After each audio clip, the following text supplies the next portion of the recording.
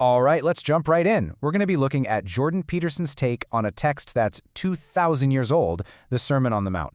Now, he doesn't see this as just some dusty historical document. For Peterson, it's actually a dense, symbolic, and incredibly practical guide. Think of it like a psychological map for how you can find a meaningful aim in a world that is, let's face it, full of suffering.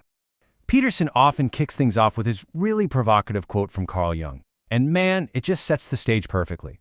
It kind of suggests that the answers we're all searching for, well, they might not be up in the clouds. They might be down in the dirt, in the parts of ourselves and our lives that we'd much rather ignore. It's basically a call to look where we are most afraid to look, right into the shadows of our own lives. So where do we even begin? Well, Peterson frames the central challenge of life not as some big philosophical puzzle, but as something much more practical, a navigation problem. You see, we're always moving, always going from point A to point B. So the real question isn't, what is the meaning of life?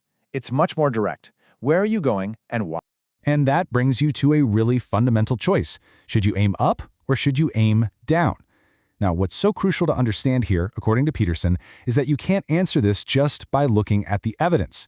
I mean, the world is filled with tragedy and terrible things. So to aim up in spite of all that, to decide that being itself is good and that you're going to work to make it better, that's an act of faith. It's a choice you make about how you're going to live. So, aiming up, in this symbolic sense, just means pointing yourself toward a noble goal. And get this, there's a direct neurological payoff. Peterson explains that most of the positive emotion we feel doesn't actually come from getting the goal. It comes from seeing ourselves making progress toward it. So it follows that the higher the aim you set, the more profound your sense of meaning and purpose will be. And that's what can carry you through the tough times.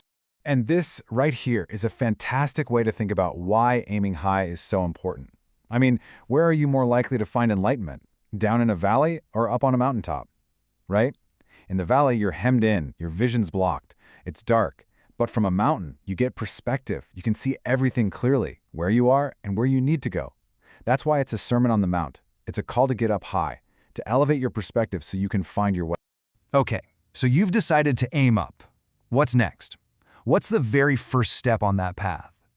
Well, according to this interpretation, the absolute prerequisite, the thing you have to have before anything else can happen, is humility.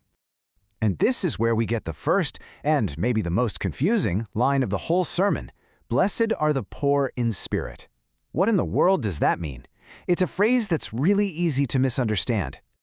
So what does that mean? Well, Peterson's take is completely psychological. To be poor in spirit is to be the exact opposite of narcissistic. It means you're humble enough to admit that you don't have all the answers. It's about consciously accepting your own ignorance, which, when you think about it, is the only way you can ever learn something new. This slide breaks down our reality into two fundamental halves. We live in the world of the known, that's our comfort zone, where we feel secure because things are predictable. And then there's the unknown. The temptation, of course, is to just stay safe in the known. But here's the thing. Real stability doesn't come from security. It comes from competence, from voluntarily going out and facing the snakes in the unknown and building up the strength to handle whatever life throws at you. And it's humility that gives you the courage to step into that unknown. All right, so humility lets you step into the adventure. But how do you find your way? What's your compass in that great unknown? That brings us to the second big idea, the creative power of truth. You know, in the biblical story, the Word is this massive creative force that brings order out of chaos. But Peterson argues this isn't just some old metaphor. No, you actually participate in that very same process with your own speech. What you say, what you truly say, it changes your destiny and the destiny of everyone around you. Your words literally build your world, either into a place you can live or into a chaotic hell. And here's the critical distinction. When you lie to get what you want and it works, it's not actually you who succeeded. It was the lie. It was some fake version of you that you created. But when you tell the truth, you have no idea what's going to happen. It becomes a real adventure. And if you succeed or if you fail, at least it was the real you succeeding or failing, and you can actually learn and grow from that. This commitment to telling the truth, to being authentic, it leads us straight to the final piece of the puzzle in Peterson's framework. If humility is what opens the door, and truth is your compass, then sacrifice is the engine that actually propels you forward. And this forces you to ask a really stark question. Because look, whether you admit it or not, you are betting your life on what you do every single day. Every single action is a wager of your limited time and energy on this planet. So you have to ask yourself, is what I'm pursuing worthy of the ultimate price, my life? And this is what work really is when you boil it all down.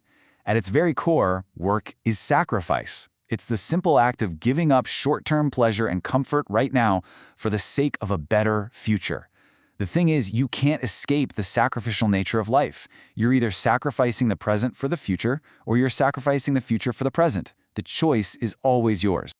So, okay, after all this, after you adopt humility, you start speaking the truth, and you make conscious sacrifices, what's the end game? What's the big payoff? Well, it might not be what you think it is. And this brings us to the central idea, right here. The goal is not happiness. It's not security. It's not a life without anxiety. What redeems the suffering and the tragedy that is part of life is the quality of the adventure you choose to live. It's about pursuing a goal so noble that it makes all the struggle worthwhile. And that leaves us with Peterson's final challenge, a question aimed right at you.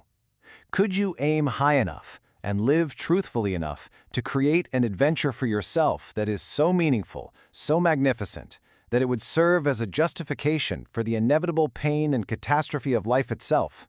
The answer, he suggests, isn't something you find in a book or a lecture. It's found in what you choose to do with your life, starting today.